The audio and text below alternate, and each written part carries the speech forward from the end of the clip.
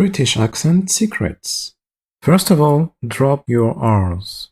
When there is an R after a vowel in British English, it is silent.